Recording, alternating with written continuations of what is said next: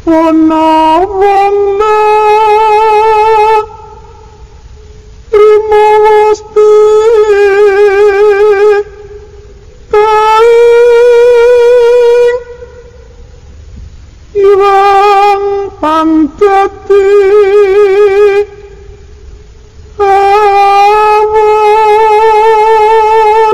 semuanya. Ketika sampai rumah dan kondisinya sudah menjadi terang ya. Ketika dikeluarkan ternyata semuanya daun, dan ketika itu menjadi geger ya di kampungnya, dan banyak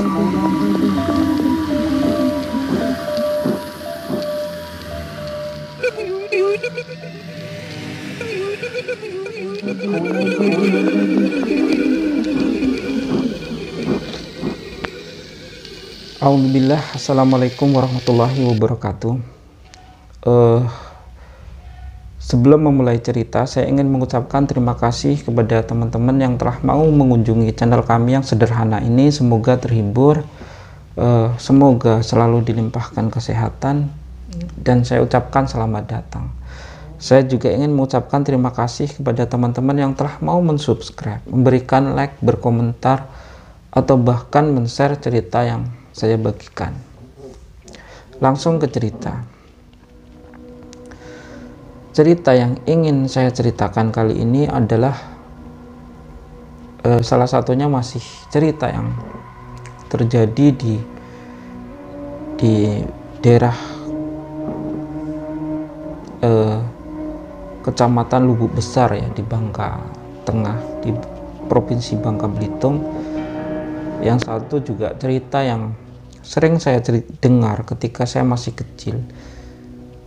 Cerita ini berkembang di wilayah Jawa Timur. Yang kedua-duanya kurang lebih sama, berhubungan dengan hantu atau makhluk gaib yang membayar uang, dan uangnya ini kemudian berubah menjadi daun. Nah, ceritanya ketika itu ini yang dari Bangka Belitung ya. Jadi di wilayah daerah antara Desa Perlang dengan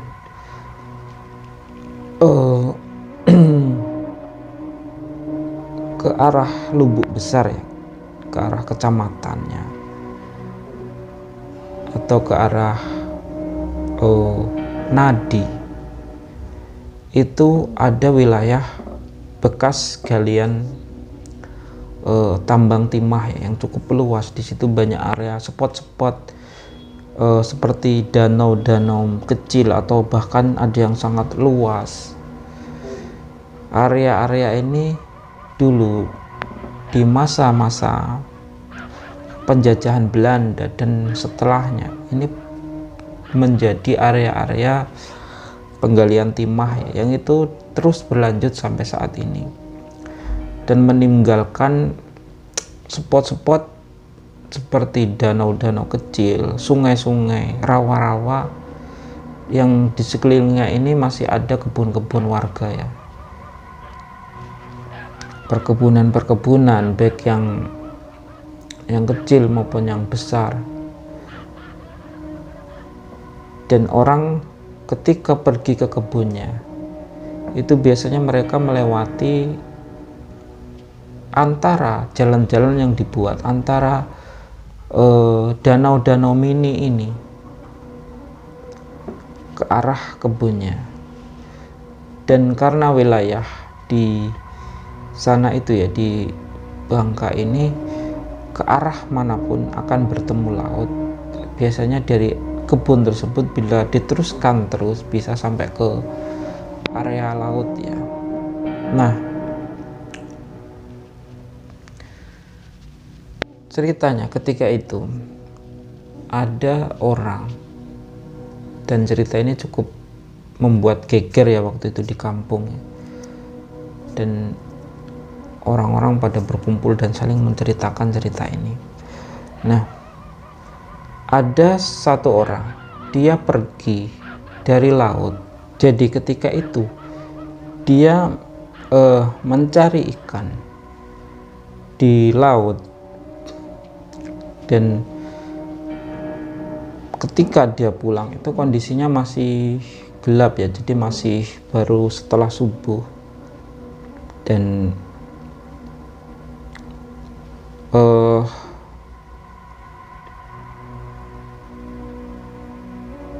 dia melewati area-area tersebut, jadi area hutan-hutan, perkebunan, dan rawa-rawa. Di situ ada sungai yang cukup besar.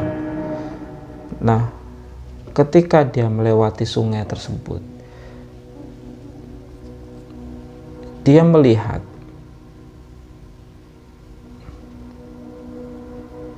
ada beberapa sosok perempuan ya. Beberapa sosok perempuan tiba-tiba muncul di sungai tersebut, di dekat hutan-hutan itu. Tiba-tiba muncul begitu saja, dan dia memanggilnya ya, memanggilnya. Dia pun mendekat, dan ketika mendekat, orang ini memborong ikan, semua ikan yang dijual orang tersebut. Jadi, "Pak, ini ikannya dijual?" tanya perempuan ini. "Oh iya, saya jual." Nah, setelah itu dia memborong semua ikan tersebut dan membayarnya cash ya, langsung dibayar. Sehingga orang ini senang ya, senang karena hasil jualannya masih habis subuh, sudah habis semuanya, sudah dibeli orang. Akhirnya dia pulang ke rumahnya. Nah, ketika dia pulang sampai ke rumah, tiba-tiba uang yang tadi diterimanya ketika sampai rumah dan kondisinya sudah menjadi terang ya, ketika dikeluarkan ternyata semuanya daun. Dan ketika itu menjadi geger ya di kampung ya, dan banyak sekali orang yang berkumpul dan menceritakan kejadian ini, karena kejadian tersebut termasuk kejadian yang langka. Nah, ada satu cerita lagi. Cerita ini terjadi sekitar tahun 90-an ya. Sekitar tahun 80-an akhir atau 90-an. Dan banyak diceritakan ketika itu. Dan saya ketika itu masih kecil dan sering mendengarnya. Jadi ada seseorang yang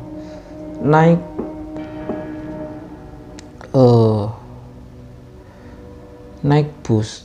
Ketika itu dia menghadang bus dari Madiun ya. Jadi dia di Madiun mau pergi ke Surabaya, dia menghadang bus di situ. Dan akhirnya datanglah satu bus. Nah, ketika itu bus ini keneknya itu mengatakan bus ini mau pergi ke Surabaya ya.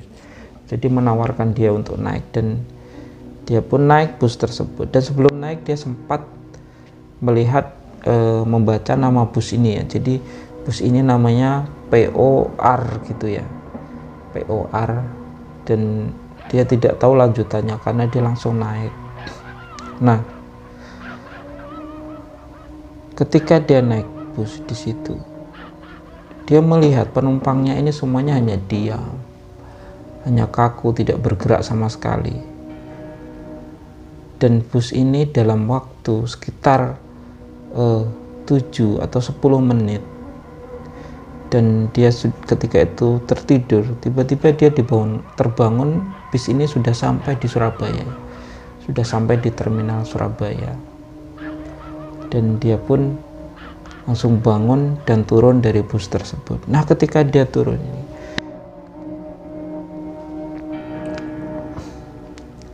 dia melihat bus yang tadi namanya POR baru terbaca belakang ya, PO arwah, seperti itu ya. Nah,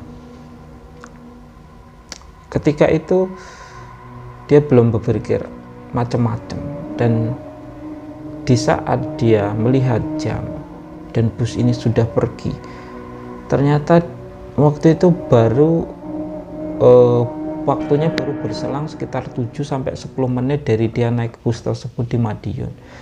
dan ini mustahil. Jadi dari Madiun ke Surabaya itu memakan waktu yang cukup lama, berjam-jam, tapi hanya ditempuh dalam waktu sekitar 7 atau 10 menit. Dan ketika dia mengeluarkan uangnya, jadi dia tadi membayar bus tersebut, dan ketika dia mengeluarkan uangnya, ternyata uang ini berubah menjadi daun. Dan mungkin cerita seperti ini banyak juga versinya, banyak juga yang lainnya. Yang jelas ada sejenis semacam ketakutan di masyarakat ketika dia bertemu dengan orang yang aneh ketika itu, atau berjualan atau membeli barang di suatu tempat yang asing bagi dia. Dia akan memeriksa uangnya, apakah uangnya itu berubah jadi daun atau tidak. Saking menguatnya cerita ini. Dan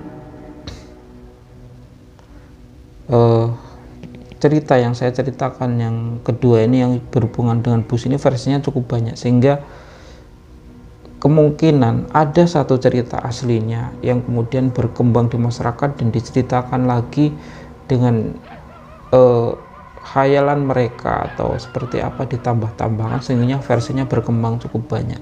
Sedangkan cerita yang pertama yang di Bangka tadi memang versinya cuma satu itu ya, seperti itu. Dan itu kejadiannya waktu itu di kampung tempat tinggal kami ketika itu, sehingga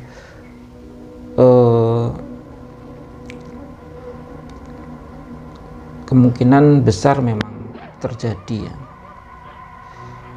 Sebenarnya jin itu bisa memindahkan suatu objek,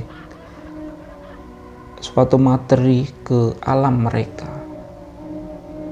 dan mereka gunakan di alam mereka tersebut ya. Seperti kalau di Al-Quran itu ada tentang jin yang menawarkan kepada Nabi Sulaiman untuk memindahkan singgasana Ratu Bilqis ke kerajaan Nabi Sulaiman ketika itu dalam waktu sekedip mata.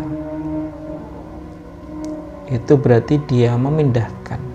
Jadi ketika kita bicara ini, suara kita ini kan dirubah menjadi gelombang elektromagnetik atau apa, mungkin ahli sains yang tahu ya, lalu dipindahkan dalam sekejap mata ke area yang lainnya.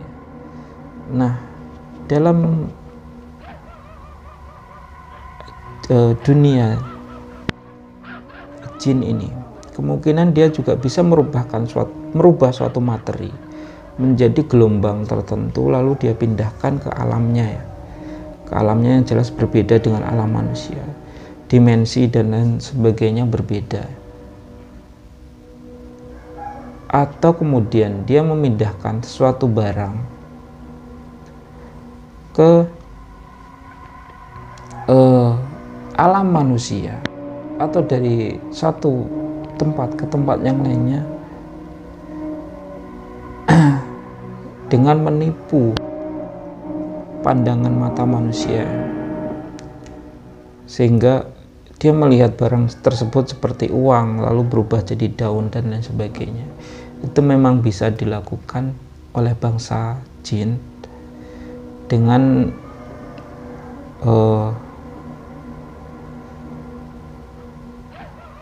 syarat-syarat tertentu.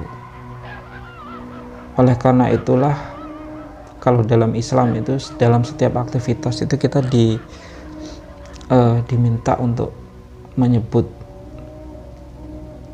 nama Allah ya, dan meminta perlindungan. Keluar dari rumah, pulang ke rumah, mau memulai usaha, mungkin ini kalau menurut kepercayaan orang lain cukup merepotkan ya. Walaupun ini sunnah dalam Islam, jadi mau disebut ataupun tidak, tapi itu disunahkan ya. Dalam kondisi-kondisi tertentu terbukti memang bermanfaat. Mungkin ini saja yang saya ceritakan kali ini. Semoga ada manfaatnya. Wassalamualaikum warahmatullahi wabarakatuh.